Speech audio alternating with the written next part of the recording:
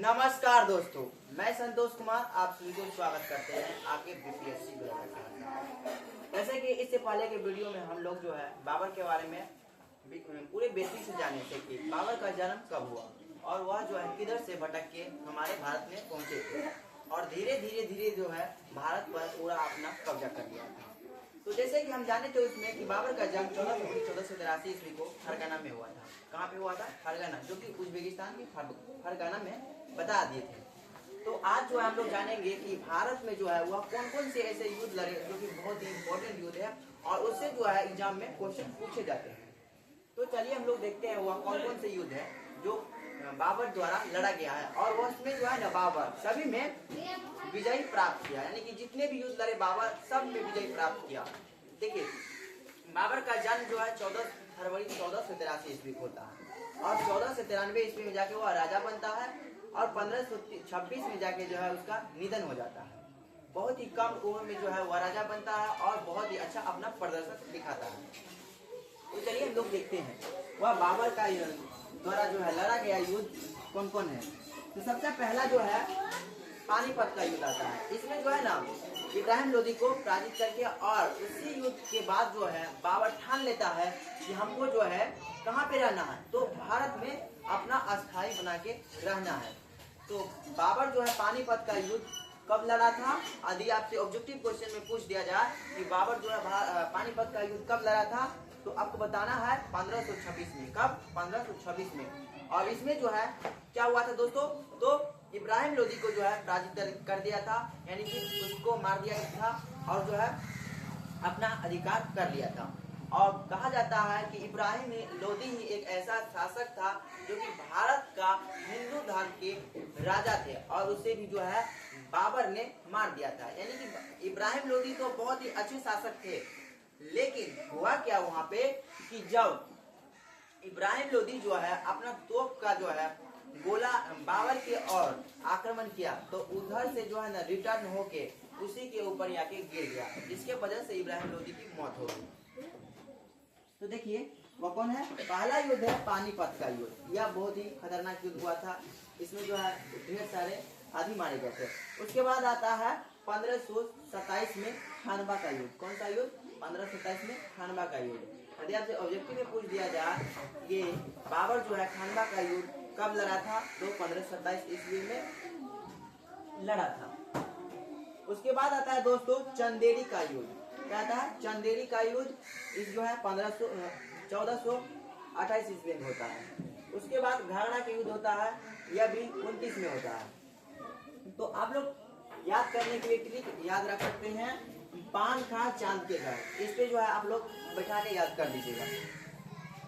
देखिए 1507 में यह तो छोटा सा जो है युद्ध लड़ा था, जिसके कारण जो है यह अपना जो है बाबर का उपाधि जो था वह त्याग कर बादशाह का उपाधि धारण किया। बादशाह लिखा रहेगा, लेकिन आपको मानना है बादशाह रहे या बादशाह रहे, दोनों एक ही बात होता है। तो 1507 में मिर्जा की उपाधि जो है जो था उसके ऊपर, यानी कि इसके पूर्वजों का जो है उपाधि क्या था? मिर्जा का। यानी कि एक बाप के नाम कौन सी था? तो उमर शेख मिर्जा था, जिसके कारण जो है बाबर को मिर्जा की उपाधि पहले से मिल चुका था। लेकिन जब जो है यह युद्ध करना प्रारंभ कर दिया, युद्ध जीतना शुरू कर दिया, अपने ताकत अपने बल पर जो है यह युद्ध करना शुरू कर दिया था, तो यह जो है मिर्जा की उपाधि जो है त्याग दिया, यानी कि छोड़ दिया। उसकी जगह पर जो है कौन सी उपाधि धारण कर लिया दोस्तों? तो बादशाह, यानी कि बादशाह की उपाधि धारण कर लिया। उसके बाद आता है एक और प्रश्न दोस्तों, जिस नए वंश का स्थापना किया। यदि आपसे पूछेगा क्वेश्चन में कि बाबर ने नए वंश की स्थापना किया था, उसका नाम क्या था, तो उसका नया नाम था दोस्तों चगताई। क्या था दोस्तों? चगताई। देखिए उसका नाम था चगताई। क्या था दोस्तों? चगताई। तो जिस नए वंश की स्थापना किया था उसका नाम था चगताई। उसके बाद फिर एक और आता है कि बाबर को भारत पर आक्रमण करना मजबूरी था, यानी कि जितने भी उसके आसपास के पड़ोसी देश थे, राज्य थे ना दोस्तों, उस पे जो है सब आक्रमण करते रहते थे, उसको जो है मजबूर कर दिया था, जिसके कारण जो है उज्बेकिस्तान से बाबर को भारत में आना पड़ा, क्योंकि उसके आसपास जितने भी राजा थे क्या थे दोस्तों? उसके ऊपर आक्रमण करते रहते थे। तो यह जो है बाबर का क्या हो गया? मजबूरी हो गया कि भारत में आना पड़ा। मजबूरी थी दोस्तों। बाबर का जो है युद्ध, पानीपत के युद्ध से पहले जो है 4 बार आक्रमण किया था। कितने बार? बाबर जो है पानीपत जो युद्ध थे लड़े थे इब्राहिम लोदी के साथ, उसको लड़ने से पहले जो है, उससे लड़ने से पहले बाबर 4 बार आक्रमण किया था, लेकिन उसमें जो है ना असफल रहे, यानी कि सफल नहीं हुआ, विजेता नहीं हुआ। और वह जो है 5वां युद्ध जो था, कौन सा युद्ध था दोस्तों? तो पानीपत का युद्ध था। ऑब्जेक्टिव में क्वेश्चन पूछेगा आपसे कि बाबर द्वारा पानीपत के युद्ध लड़ा गया भारत पर कौन सा युद्ध था, तो आपको बताना है कौन सा युद्ध था दोस्तों? 5वां युद्ध था। और पूछ दे कि कब लड़ा था, तो दोस्तों 1526 ईस्वी में लड़ा था।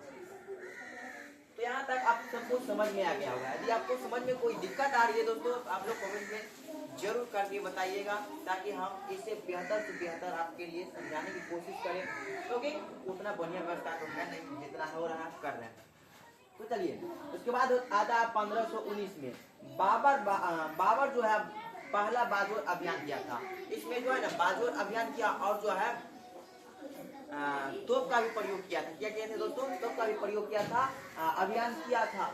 और इसी युद्ध में जो है भेड़ा का किला पर अपना अधिकार जमा लिया था। जीतने के बाद जो वहाँ का किला जो है भेड़ा किला युद्ध था, उसके ऊपर अपना अधिकार कर लिया, उसके ऊपर अपना दबदबा कर लिया, शासन कर लिया। तो समझ गए दोस्तों। उसके बाद इस युद्ध को जीतने के लिए जो है बाबर पहली बार बारूद और तोप का प्रयोग किया था। सबसे पहले जो है आपसे क्वेश्चन पूछते कि भारत में जो है सबसे पहले बारूद और तोपों का प्रयोग किसने किया था दोस्तों? तो वह था बाबर। कौन था दोस्तों? बाबर था। तो इस युद्ध में जीतने के लिए जो है बाबर बारूद और तोपों का प्रयोग किया था, ढेर सारे तोप का प्रयोग किया था।